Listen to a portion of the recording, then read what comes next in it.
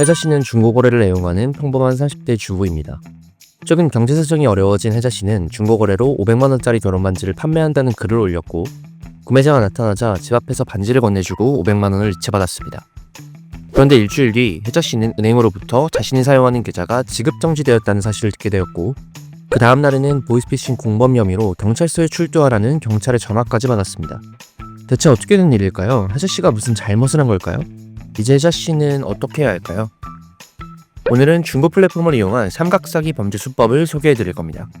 이 범죄의 타겟은 정확하게 아무 잘못 없이 중고 플랫폼을 이용하는 선량한 이용자입니다. 어떤 수법인지, 어떤 피해를 입게 되는지, 어떻게 예방하는지 지금부터 빠르고 상세하게 설명드리겠습니다. 여기 보이스피싱으로 돈을 벌려는 사기꾼이 있습니다.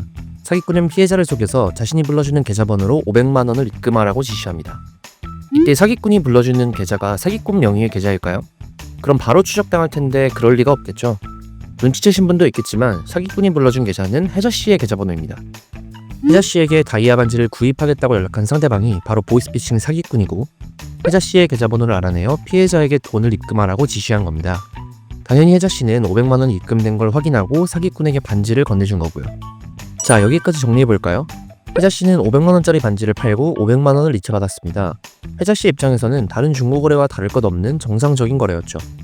하지만 보이스피싱 피해자는 사기를 당해 500만 원을 잃었습니다. 사기꾼은 아무런 대가도 주지 않고 500만 원짜리 반지를 얻었습니다. 혜자 씨의 계좌를 이용했고 자신은 현물로 이득을 챙겼기 때문에 경찰의 추적을 따돌릴 수도 있습니다. 가해자는 사기꾼이고 피해자는 따로 있는데, 아무것도 모르는 혜자 씨가 보이스피싱 범죄의 계좌를 빌려주고 사기꾼의 방패 역할을 하게 된 겁니다.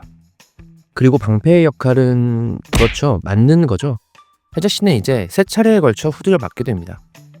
1번, 피해자가 신고하면 혜자 씨의 은행 계좌는 지급 정지 상태가 되고 통장에 있는 돈을 사용할 수가 없게 됩니다. 이의 신청을 통해서 지급 정지를 풀 수는 있지만 100% 풀린다는 보장도 없고, 풀리더라도 최소 몇 개월 동안은 통장을 아예 못 쓰게 됩니다. 2번, 경찰 조사를 받게 됩니다. 보통 혜자 씨도 피해자로 조사를 받지만 경우에 따라 피의자로 조사를 받게 될 수도 있습니다. 일단 일반인인 혜자 씨는 경찰서에 가는 것 자체가 큰 부담이고 스트레스겠죠. 3번, 피해자로부터 민사소송을 당합니다. 다들 아시죠? 보이스피싱 범인 보통은 못 잡습니다. 피해자는 지푸라기 잡는 심정으로 혜자 씨에게 민사소송을 겁니다. 승소 가능성은 혜자 씨가 높지만 변호사도 사야 하고 수개월에서 수년에 걸친 법정 싸움을 이어가야 합니다. 계좌 동결, 경찰 조사, 민사소송. 중고거래 한 번 했다가 후폭풍이 너무 크죠. 지금부터는 이 중고거래 삼각사기를 당하지 않는 방법을 알려드리겠습니다. 첫 번째, 삼각사기는 주로 금, 상품권, 달러처럼 현금화하기 쉬운 물품이나 고액의 물건을 대상으로 이루어집니다.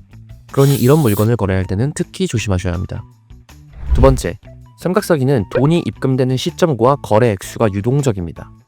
물건을 건네받는 시점과 피해자가 돈을 입금하는 타이밍을 완벽하게 맞출 수가 없잖아요.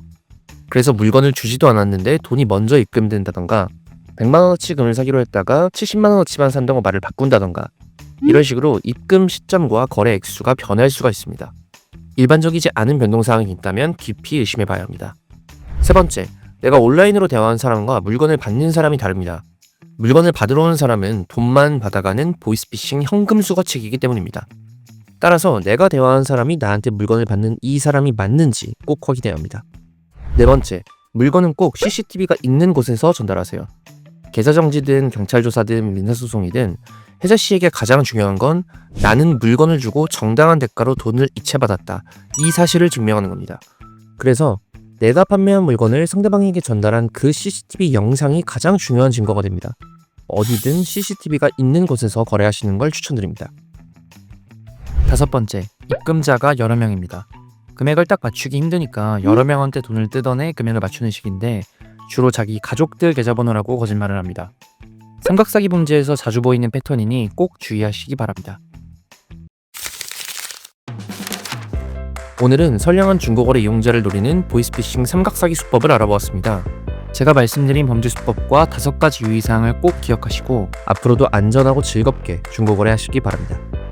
오늘 영상은 여기까지입니다. 궁금하신 점은 댓글로 달아주시면 최대한 답변 드리겠습니다. 도움이 되셨다면 좋아요와 구독 부탁드립니다. 법주머니였습니다.